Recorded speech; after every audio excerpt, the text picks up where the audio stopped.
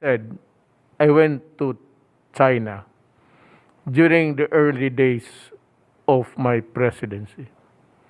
Kasama ko si Secretary Lorenzana, Secretary Anyo, who was then the Chief of Staff. Sinadya ko na dalhin yung mga military kasi gusto ko open. Kasi balang araw, there would be a question, bakit ganito si Duterte? O, ayan, so the whole of the cabinet, yung kabinete ko, lahat, pati si Senator Go. Sabi ko, ito prangkahan, ganito, harapan kami. Misa. Sabi ko, Mr. President, I'd like you to know that one day I may start to dig my oil in the Philippine territory. Tapos, si President Xi Jinping, hindi kaagad sumagot. He took a deep breath. Sabi niya, wala siyang sinabi ng rason. Sabi niya, please do not do that because there will be trouble. So, what more language do I need to hear? Kasi sabi ko na hindi talaga bibitawan niya. Kasi yung trouble is war. Kung papel-papel lang, hindi madala yan. You have to go there. Sana noon pa, bumalik sila, dala-dala nila yung Amerikano because it was the Americans who brokered the critical talks to solve the impasse there. Na dalawang two countries having their ships in the midst of that sea. Yun ang critical point doon. So, just to show you na hindi na ito madala ng papel. Yung sinasabi na piece of paper, it's really a piece of paper. Well, you wave it in front of the face of the Chinese. Sabi niya, I respect your position and you respect mine. But we will not go to war. Tsaka hindi naman, it's not wrong to admit na inferior ka in terms of might and power. Hindi naman masama magprangka ka. Ito lang talaga ang kakaya ko. Pero huwag mo naman akong kayahin. Ngayon, hindi talaga ako atras. Patayin mo man ako, kung patayin mo ako, dito ako. Dito magtapos ang ating pagkakaibigan. Ngayon, kung papasok ang Amerika sabi, we will not allow ourselves to be involved in territorial disputes. Yan ang sabi ng Amerika. Pag ang pinag-awayan ninyo territorial disputes, hindi kami makialam. Hindi nga kayo nakialam, pero nakialam kayo, pina-atras ninyo ang Pilipinas. Kayo naman kasi puro what the Americans would say, susunod-sunod lang kayo. I do not know.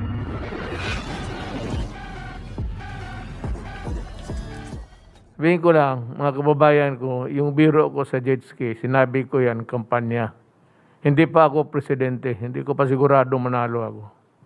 At yun is a tawagin hyperbole. Na imposible talaga na sa ngayon gamitin mo yung kita mo ngayon, karami na natuloy ng barko ng rumamit tuloy. Yeah, but we have a stand here, and I want to state it here and now again, that yung mga barko natin, nandyan ngayon sa Pag-asa o saan pa, we will not move an inch backward. Ayaw ko makipag-away nga sa China. Ayaw ko lahat. Iniulit ko, may utang na loob kami. Malaki. Malaki ang utang na loob. Buhay ang tinulong niya sa amin. Pero yung ano naman ng bayan namin, sana maintindihan ninyo. Kung hindi ninyo maintindihan, magkakaroon talaga kayo ng problema. But please understand us because these things are what's supposed to be done by any president of any self-respecting republic. Itong inhiningi nila, puro papel. Tapos na ang ICC na nagbigay na ng desisyon, nanalo tayo. Ano pa papel gusto niyo papuntahin ako doon sa... Kailan pa ba naging useful yung United Nations? Kayo lang dyan. Kayo kasi mga puro papel kayo, puro theory. Hindi ninyo alam kung gaano kahirap kung magpasubo ang Pilipinas.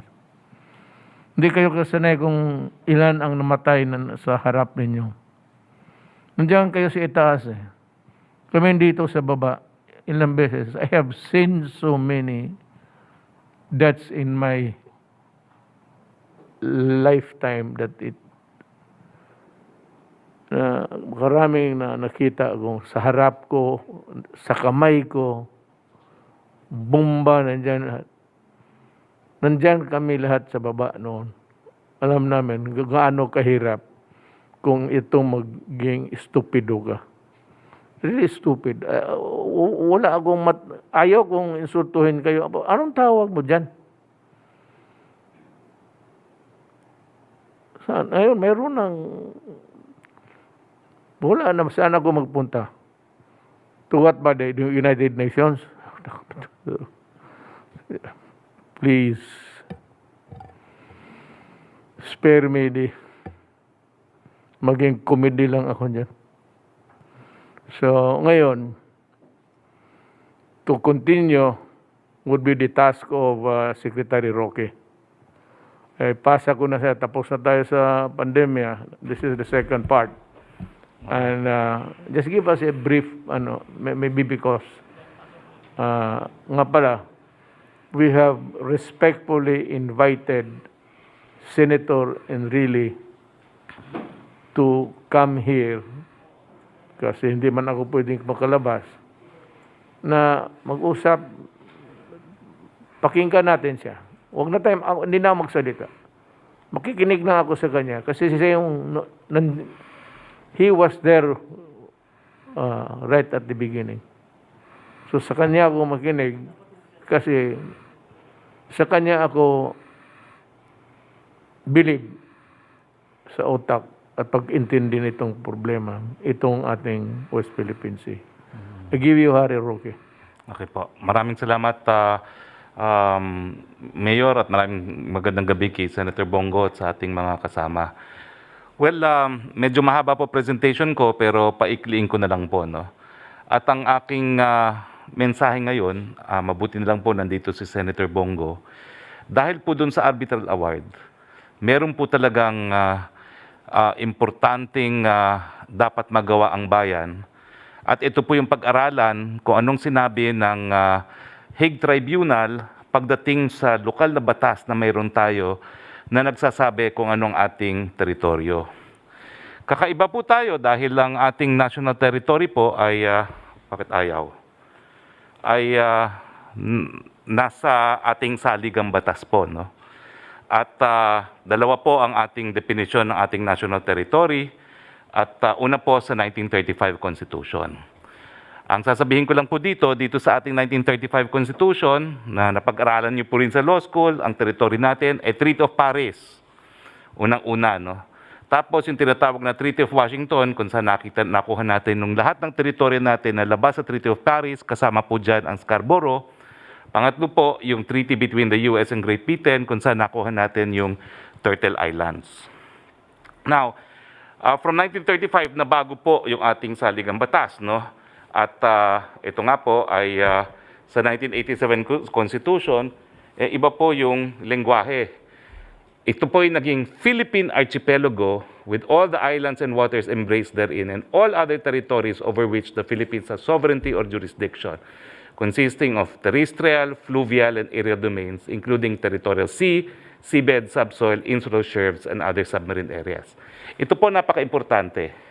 Yung tubig around, between, and connecting the islands of the archipelago, regardless of their breadth and dimensions, form part of internal waters of the Philippines. Importante po yan, kasi internal waters, hindi po pwedeng maglayag ang mga dayuhan na walang pagpayag ng ating bayan.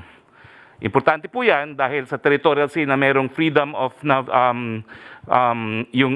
innocent passage, pati warships at submarines po pwede po maglayag. Siyempre po, tignan nyo naman yung ating archipelago, yung Tanyon Strait, no? Diyan sa Dumaguete at Cebu, napakakitid po yun. Kung merong kung merong innocent passage po doon, pati submarines, pati warships po pwede, banta naman po yan sa ating security. Ang tanong po, dahil nag-ibang lengguwahe, meron ba hong pagbabago sa ating teritoryo? Well, meron po, kasi sa 87 Constitution, pinalawak yung ating national territory. Kasama pa rin po dyan ang Treaty of Paris, kasama po dyan yung disputed territories ng Sabah and Spratlys, at kasama dyan yung iba't ibang maritime zones ayon po sa UNCLOS. So pinalawak po ang teritoryo. Now, ang 1950s po, nung tinatalakay ang UNCLOS, sila Arturo Tolentino po nag-propose kasama ng Indonesia ng regime ng archipelagic waters. Kasi nga po, sa saligang batas natin, yung tubig na forming part of our islands and waters are internal waters. So sabi ng Pilipinas at Indonesia, kilalanin nyo to. Pero, at dahil nga po nais nating palakasin yung ating posisyon, gumawa po tayo ng batas noong 1961, RA 3046, as amended by RA 5446, na nagguhit nga po ng archipelagic waters kung saan ang tubig sa loob ng archipelagic waters ay internal waters. So ito po ngayon ang ating territory. Yung square po ay ang Treaty of Paris. Yung straight baselines po sa archipelago natin, yan po yung ating archipelagic baselines. Ang tubig sa loob nun, internal waters. Wala pong pwedeng maglayag na walang consent natin. Yung tinatawag nating territorial seas, yung tubig po sa loob ng kwadrado ng Treaty of Paris. Now, lilinawin ko lang po, na itong Treaty of Paris, hindi po ito historic claims to waters. Unang-una, archipelago po tayo, ang definition is unity of land and waters. Pangalawa po, tratado po ito nung binenta sa panig ng Spain at ng Amerika na kinikilala ng ibang mga colonial powers sa Southeast Asia na boundaries ng binentang archipelago na Philippines. Importante po yan kasi sa international law, meron pong prinsipyo, general principle of law, uti possidetis iuris. Ang sabi po niyan, colonial boundaries are conclusive. Kasi kung hindi po, yung mga bansa na nagkaroon ng kalayaan, mag-aaway-away talaga kung saan ang kanilang boundaries. So sabi, para maiwasan sa ang pagdirigma dahil sa boundaries, colonial boundaries are conclusive. Now, gaya ng aking sinabi po kanina, no? Nag-propose tayo ng archipelagic baselines pero nabigo po sila Arturo Tolentino. Ang nais nila, yung water sa loob ng ating baselines are internal waters, hindi po nila nakuhang suporta ng daigdig. Ang nangyari po, nagkaroon ng archipelagic waters sa UNCLOS na subject to innocent passage, yung ating archipelagic waters, at subject to overflight. Pero hindi na po nagreklamo sila Arturo Tolentino kasi hindi naman mandatory na bumuo ka ng batas para gawing archipelagic waters yung karagatan mo kung ayaw mo. Biglang fast forward po sa 2009. At dito po, ang tingin ko, nagsimula talaga ng problema at makikita nyo po, napakalaking problema. Sinabi po na nagkaroon ng administration bill na kinakailangan ng bagong batas to comply with UNCLOS. Mandatory daw po yun. Sa totoo lang po, doon sa kaso na hinain namin ng Magaliona versus Executive Secretary, inamin naman po ni Justice Carpio, hindi siya mandatory. Permissive lang.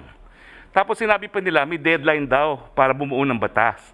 Eh yung time pong yun, direktor ako ng UP Institute for International Legal Studies, kami po yung namuno para dun sa pag-gather ng data para sa submission ng extended continental shelf. So yung deadline pong yun is not to pass a law, but to submit data to claim an extended continental shelf.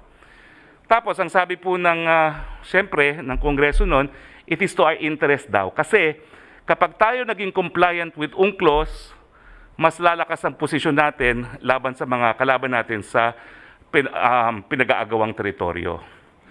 So, binago po nilang national territory natin.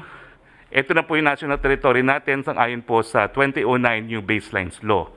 Ang KIG, in fairness, kaya dalawa pong parte itong aking discussion, ano nangyari doon sa archipelago, ano nangyari doon sa KIG. In fairness, hindi nila ginalaw ang KIG at idinikit pa rin sa ating baselines ang KIG pursuant to PD 1596. Now, so ano pong epekto? Unang-una, na lumiit po yung internal waters. Dito po sa original na ating teritoryo, ang internal waters natin, yung nasa lahat ng loob, tubig sa loob ng straight lines. Ang ating territorial sea doon sa kwadrado. Tapos, meron naman talaga tayong EEZ na ginawa rin ni Marcos under PD 1599 naman. Ito pong naging epekta. Unang-una, yung internal waters natin nawalang tuluyan. Dahil naging archipelagic waters po sila. No? So, pwede ng overflight, pwede ng innocent passage. Pangalawa po, nawala yung territorial sea natin, na malaki po yan. 263,300 square miles according to the Treaty of Paris. At yung ating territorial sea naging 12 nautical miles na lang po, 34,300 square miles. So ang difference po na nawala sa atin ay sa Treaty of Paris, no, ang ating karagatan ay 263,300 square miles. Sa UNCLOS, lumiit po ng 34,300. Pero ang sabi po ng Korte Suprema, anyway, ang kapalit niyan, napakalaking exclusive economic zone. Pero kung titignan niyo po ito, bagamat meron tayong 200 exclusive economic zone, lahat ng bayan po meron din 200 exclusive na economic zone. Nagkakaroon po yan ng overlaps. At ang solution po dyan, delimitation, pagkakasundo kung paano hahatiin. So yan po, no? Now, yung KIG po, hindi naman nila ginalaw in fairness. Idinikit din nila. So patuloy po na yung PD 1596 ang nagsasabi kung paano natin na naging teritoryo ang Kalayaan. Now, nung nagkaso po kami, ako po ang abogado ni Magaliona, so meron talaga akong interes. Si Magaliona po dating din na talagang from the very beginning, siya naman ang pinakikinggan ng Kongreso na kinakailangan Treaty of Paris pa lang ang dapat na sundin, pero nabago nga po yan noong 2009. No? Taon-taon po yan, dinidinig ng Kongreso kung gagawa ng baselines law. Ang sabi nila, well, wala naman tayong magagawa kasi kinakailangan sumunod tayo doon sa paggamit ng baselines. At yung mga baselines na ito, kinakailangan hindi lalayo doon sa configuration ng archipelago. No? At ang sabi nga nila, hindi rin po pwedeng idikit ang KIG as part of the archipelago kasi malayo nga yung Calayan Island Group. So, anyway, at saka ang sabi nila, yung internal waters, archipelagic waters na rin yun. Although alam po natin kung gaano kaimportante yung pagpayag natin kung maglalayag ang isang warship, ang isang submarine sa ating archipelagic waters. Pero ito po ang pinaka-importante. Yung award po, at sa katotohanan, binasa ko lang to nung nasa Davao po tayo, binasa ko po uli. Bagamat marami tayong mabuting napalanunan, lalong-lalo na yung walang basihan, yung historic claim to waters, yung 9 dash lines, yung ilang artificial islands na sa EEZ natin, at saka walang isla na makikreate ng 200 nautical miles, so mas madali masettle yung pag-aagawang teritoryo, ito po yung sinabi ng award doon sa ating batas na PD 1596 na refer to by way of incorporation doon sa baselines law. Ito po ang lengguwahe. In any event, the Philippines could not declare archipelagic baselines surrounding the Spratlys Islands. Article 47 of the Convention limits the use of archipelagic baselines to circumstances where such baselines are included, the main islands and an area with a ratio of 1 to 991. Pero in essence, hindi nyo po pwedeng ikabit on the basis of archipelagic baselines ang Spratlys. Pero yun po ang ginagawa ng PD 15 1569.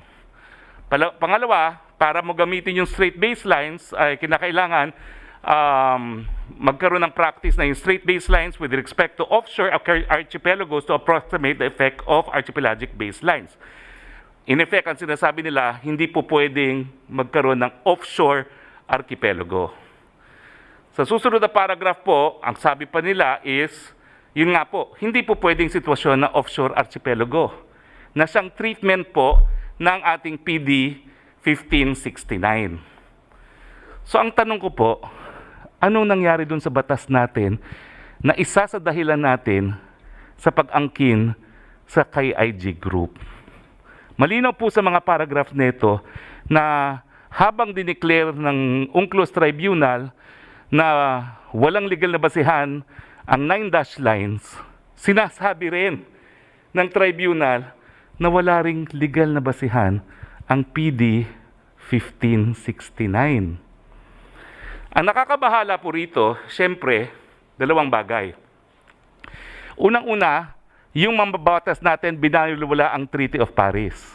Pero kung titignan niyo po yung PD 1569 ni Marcos, ang reckoning point niya, Treaty of Paris boundaries. Paano yun? May batas na binaliwala na yung Treaty of Paris of boundaries. Saan ngayon ididikit yung Spratlys? Sang-ayon sa 1569.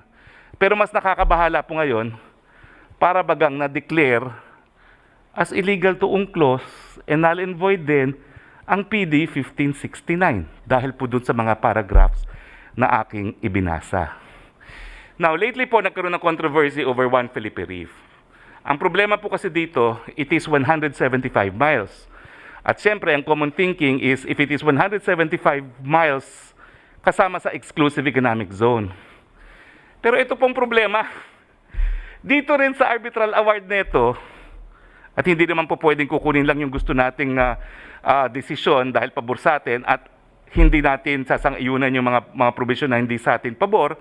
Ito pong sinabi, the tribunal finds with respect to the status of features in the South China Sea that Hughes Reef, Juan Felipe Reef, lies within 12 nautical miles of the high tide features of Makinan Reef and Sinco Island.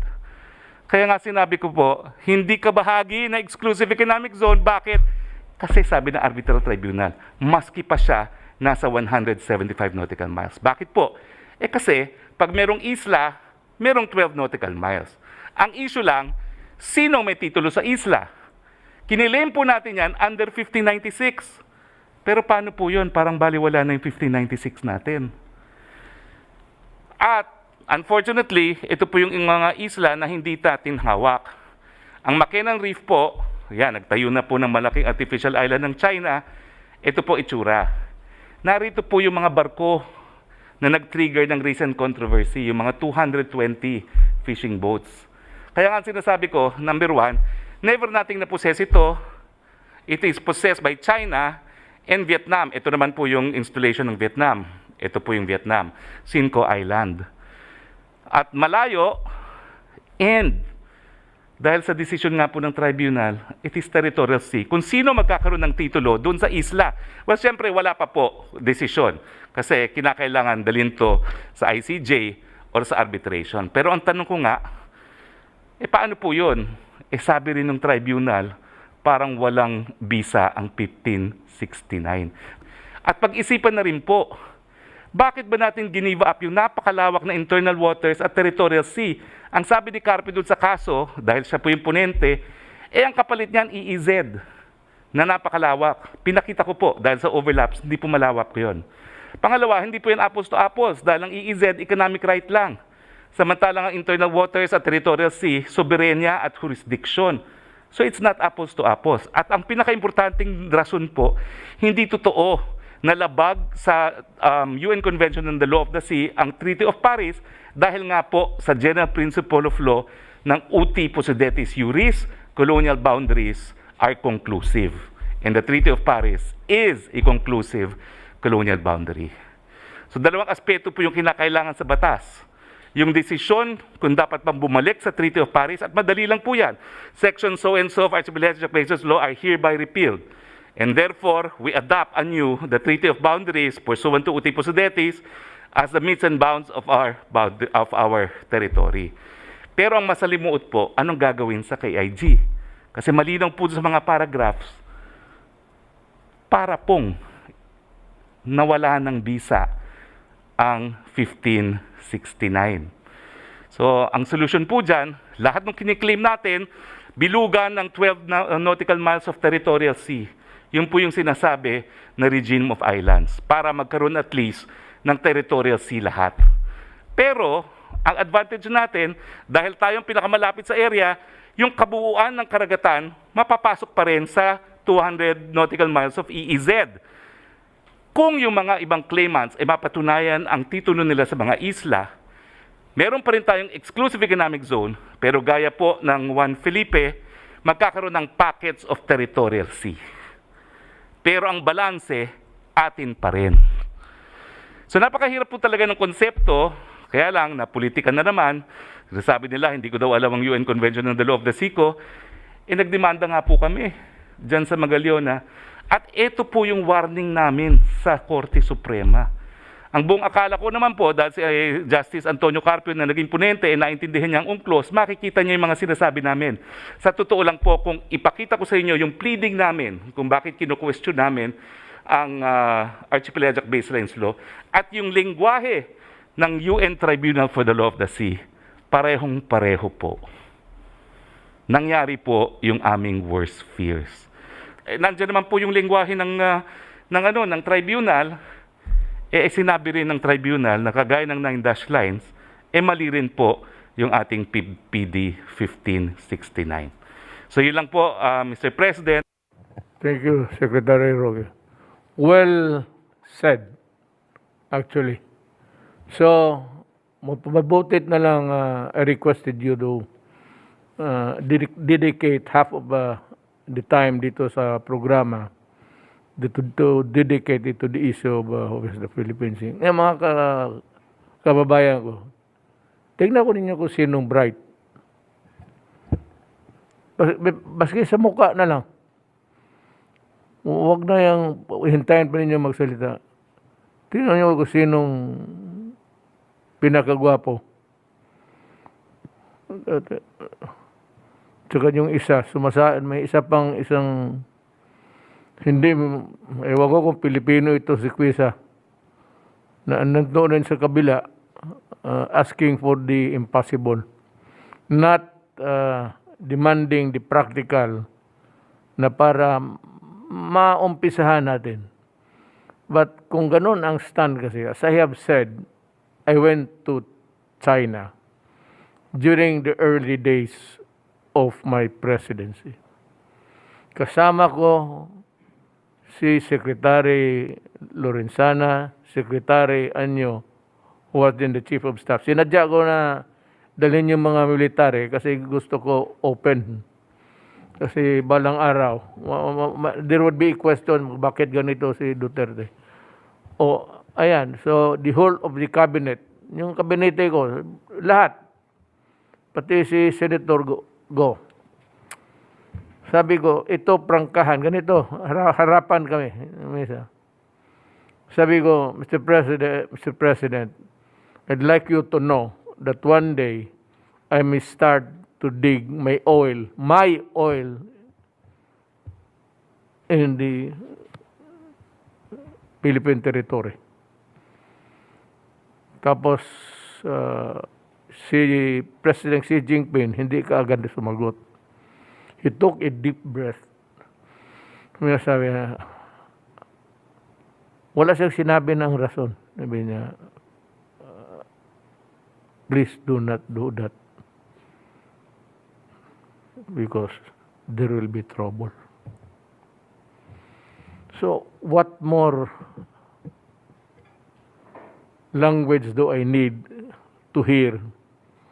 Nasasabi ko na hindi talaga bibitawan niya. Kasi yung trouble is war. Kung papel-papel lang, hindi madala yan. You have to go there. Sana noon pa, bumalik sila, dala-dala nila yung Amerikano because it was the Americans who brokered the critical talks to solve the impasse there na dalawang two countries having their ships in the midst of that sea. Yun. Yun ang critical point doon. So, just to show you na hindi na ito madala ng papel. Yung sinasabi na piece of paper, it's really a piece of paper. Well, you wave it in front of the face of the Chinese. Sabihin niya, you throw it to the basket, to the trash can. We do not honor it. It's yours. First, actually, and the foremost, we were not a party to that case that you won. Hindi sila kasali. They never participated. So, ang problema, was there enough jurisdiction really na masabi na? Pero basta tayo, we just went on to prove our case and we won. Nanalo tayo dyan, and I affirm that I believe it in its entirety. So, ang problema is the implementation. Sino ngayon ang magtulong sa atin? Alam mo, totoo, ito ang pinakasekreto sa lahat. Sabihin ko na lang sa inyo ngayon, pipilitan ako.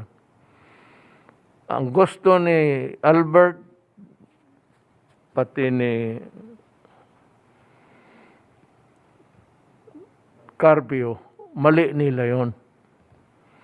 Nagkamali sila doon.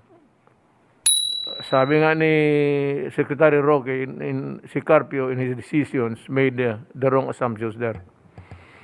Tapos ito naman si Albert was the one who received the message from Quisa, from the State Department. Kasi inambitan na ni Quisa ngayon eh. Ngayon lang ito lumabas. My God. Tinago nila yan. Na yung pala galing doon kay Ambassador Quisa, pinasa sa ating gobyerno, pinasa ni Pinoy doon kay Albert. Tapos Albert was the one who ordered the ship of the Philippine government to withdraw. Ngayon, ang tanong ko ganito, bakit hindi ninyo sinabi na the withdrawal must be mutually acceptable in the sense that how many kilometers would I surrender? That would be the same rule for you. Na hindi nila tinawag lahat. Dandahan lang, dyan na muna kayo. Sinabi ni Albert, uwi kayo. Kaya hindi ako lalabas. I will not go into yung nitty-gritty of itong mga Treaty of Paris. Dito lang ako. Nandoon tayo. Pinauwi tayo. Binuksan natin the floodgates para for China to enter and to renege on its commitment to everybody and opted to stay there and claim the West Philippine Sea as their property. Yun ang wag na natin rule nyo pa English kayo dyan. Hindi maintindihan ng tao yan. Hindi ako lalabas doon. Bakit pinaatras ninyo? Anong napasok sa bakukang sa ulo ninyo? Na sinabi mo na, alis ako, basta mag-alis siya. Ganon na tinawagan mo, sige, alis ka, alis ako. So, paano natin gawin to? Hindi ako alis kung hindi ka, if you do not make the same move in the withdrawal, I will not. So, hindi ako bibitaw. Ngayon, kung umatras ka ng kalahating kilometro ngayon, aatras ako. Kung gusto ko talaga. Ngayon, bakit pumayag sila? Pag atras, wala na siyang ginawa. Kung just hinuhay, diretso sa, tumalikod na lang at pinauwi. Bakit ganon? Bakit ganon? Bright bang kaya kayo? Carpio, at ikaw, Albert, ano ka ba, Pilipino? Mukhang hindi ka Pilipino, Espanyol siguro. Bakit ganon? Bakit ka pumayag ka agad na diretso? Hindi naman sa sigurista ka. Basi sabihin mo, mag-atras ka, atras ako. Pero atras ka rin. Sige, atras. Paano? Tatalikod ako? Kita mo. Tumalikod, umuwi yung ating, order Wala naman magawa yung Navy. You are ordered coming from the President himself, this Commander-in-Chief. Pero to, I'd like to put notice sa China. May dalawang barko ako dyan, Philippine government sa, which part of the, is it, paikot-ikot tayo. Paikot-ikot dyan sa may bandang Kalayaan Island Group natin, Mr. President, hanggang dyan sa Mischief Reef. Yung maraming shoal doon, nagpaikot-ikot sila doon. Well, anyway, yung sana, it was a 4 months gambol. Totoo lang. Parang ito yung nangyari sa sobra ka pabright paek-ek ng mga expert. They refuse to look at the environment or the problem in yung totoo, yung practical. Kaya ako, sabihin ko as China ngayon, I've said before, to repeat, I am not ready to withdraw. I do not want a quarrel. I do not want trouble. I respect your position and you respect mine. But we will not go to war. Tsaka hindi naman, it's not wrong to admit na inferior ka in terms of might and power. Hindi naman masama magprangka ka, ito lang talaga ang kakaya ko. Pero huwag mo naman akong kayahin. Ngayon, hindi talaga ako atras. Patayin mo man ako, kung patayin mo ako, dito ako. Dito magtapos ang ating pagkakaibigan.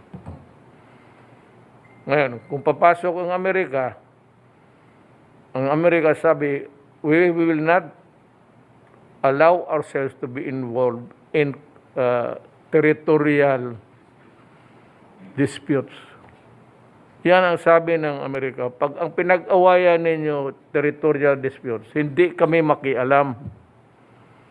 Hindi nga kayo nakialam, pero nakialam kayo, pinaatras ninyo ang Pilipinas. Kayo naman kasi puro what the Americans would say, susunod-sunod lang kayo. I do not have a quarrel with the Americans, but please do not include me with you. Baka tingin ninyo sa akin, kagaya nitong mga insurrectos na ito. Di mo ako mapasunod yan.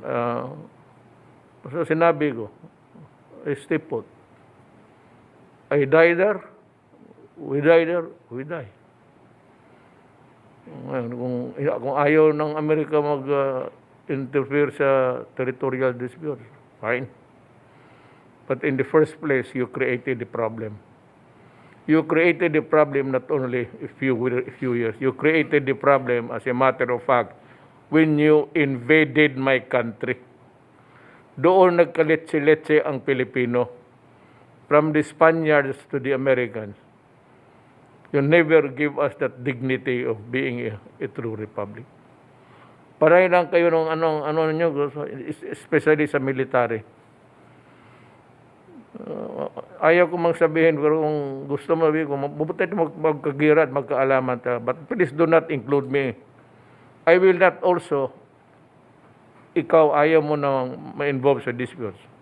Ako, when it comes to lives and troubles, wag mo na akong kagaya noon na you created, you imposed your imperialistic might doon sa Vietnam. Yung South Vietnam noon. Tapos tignan mo nangyari. You lost 58,000 of your soldiers. Only in the end to retreat. Nagkahulog-hulog pa, nagkakadarapa pa. Nothing happened. And yung sa akin, yung pinilit ninyo na nagpadala ng PhilCAG, Filipino soldiers to fight there. Sa panahon ko,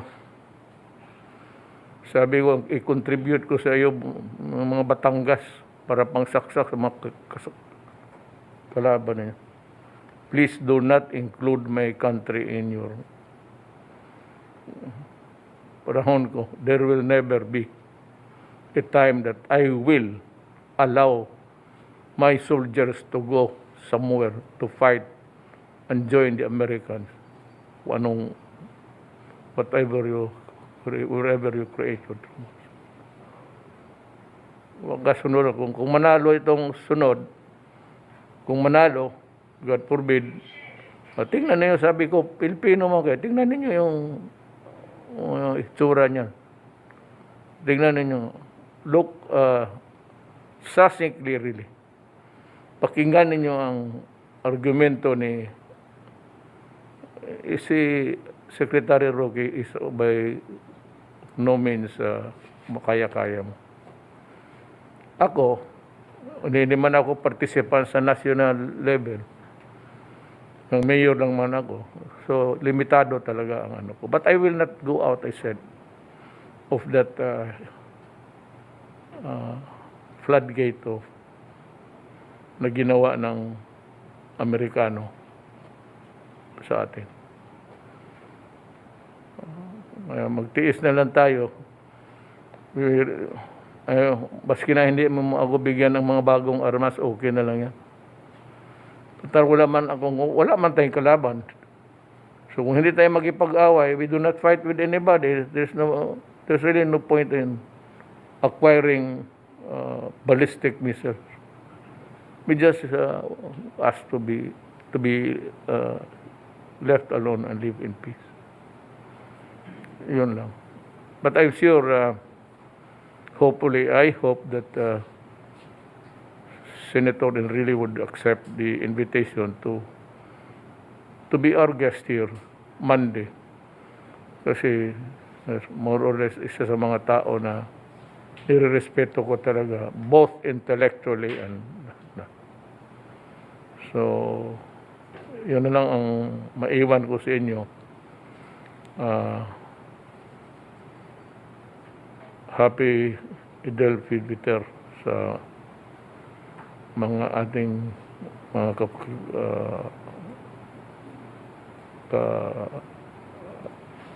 kaka-Pilipino, the Filipino Muslims dito sa atin and everywhere.